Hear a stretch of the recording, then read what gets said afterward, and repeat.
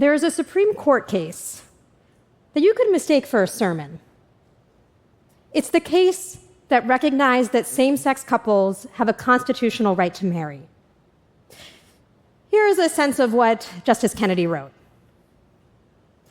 Marriage responds to the universal fear that a lonely person might call out only to find no one there.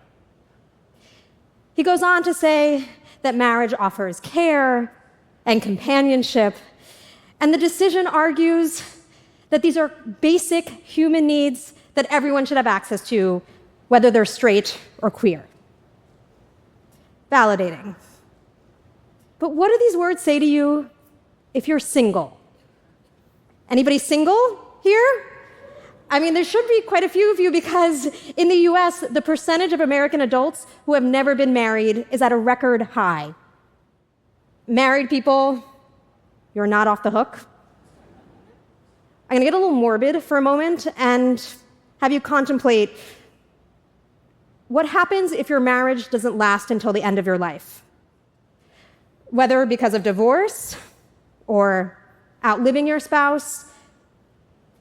In the US, about 30% of women over 65 are widows. The reality is, any one of us is unlikely to have a spouse by our side until our last dying breath. Regardless of whether we are partnered now, we need to rely on more than one relationship to sustain us throughout our full, unpredictable lives. We need other significant others.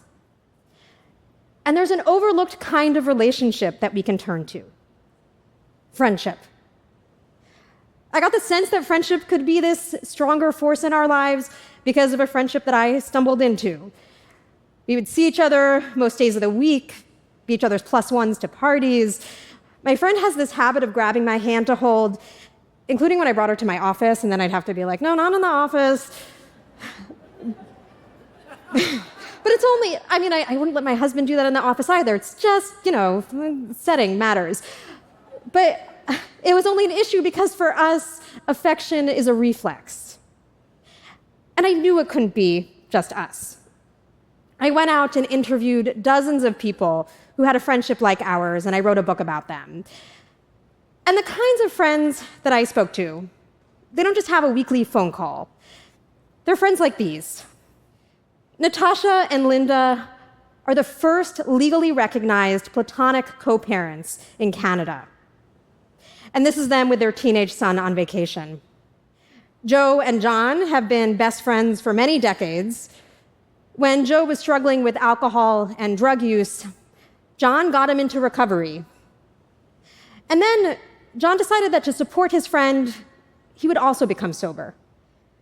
Joy took care of her friend Hannah during Hannah's 6-year battle with ovarian cancer. And that included flying out to New York, where Hannah got specialized treatment. Joy had trouble actually sleeping overnight in the hospital because she was too busy watching to make sure her friend's chest was still rising and falling. Some of the friends that I spoke to had this friendship occupy the space that's conventionally given to a romantic partner. Some had this kind of friendship and a romantic partner. It's not either or.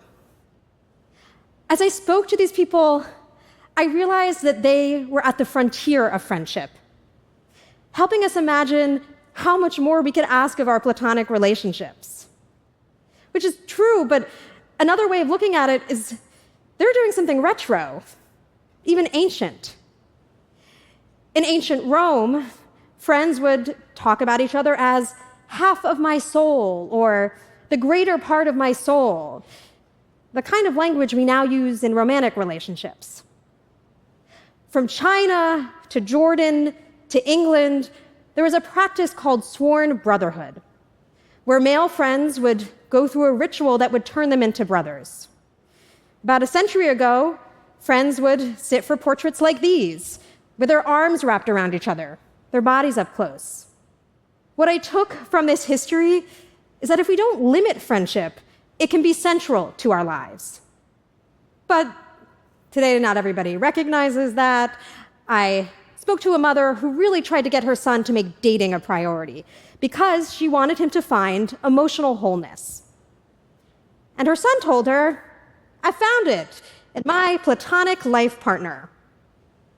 His best friend, who he had known since high school, who had moved across the country to be near him, to live with him, in fact.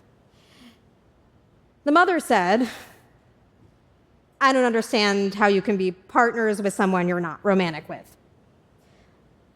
Understandable as a reaction in a culture that treats friendship as the sidekick to the real hero of romance. We get that message from rom-coms, from Supreme Court justices, also from policy. So, Joy, during the 6 years she took care of her friend, she was not entitled to family medical leave. When Hannah died, Joy was not entitled to bereavement leave because the two of them were considered unrelated. In our government and workplace policies, friendship is invisible. Sometimes this diminishment of friendship comes from the outside, and sometimes it comes from the inside. A woman wrote to me about her friend who she considers her person. She spent so much time with her friends' kids that she was given car seats for them. She's also divorced and tried to find a new spouse because there was a hole she wanted to fill in her life. Then, she read stories of people like Joe and John in an article I'd written. And she realized there was no hole. She had been happy all along, but she hadn't been made to believe that it was possible to have a friend be enough. If we can recognize what friendship has the potential to be, and if we can recognize that there is more than one kind of significant other, then we can imagine more ways for us to find love and care and companionship. And we can support people who have these kinds of friendships. So the mother I mentioned, she's completely changed her tune. She now admires the commitment between her son and her son's friend. I feel like I get to live in a future world where you can just build a life with your friends. I live not only with my husband, but also two of my closest friends. One of them, we kind of had a courtship process to recruit him to come to our city and live with us. The other had a job in our city, and we invited her to stay. It didn't take long for us to start scheming with about a half dozen other friends about trying to buy property together, the kind of place where we could raise kids alongside one another. Our working title for the place is The Village. I don't know if this will work out. I can keep you posted about it, but if it does, I feel really confident about one thing. That if one of us has a migraine at 6 a.m. and there's a toddler bouncing around, or we get a terrifying diagnosis, we will not be a lonely person calling out only for no one to answer.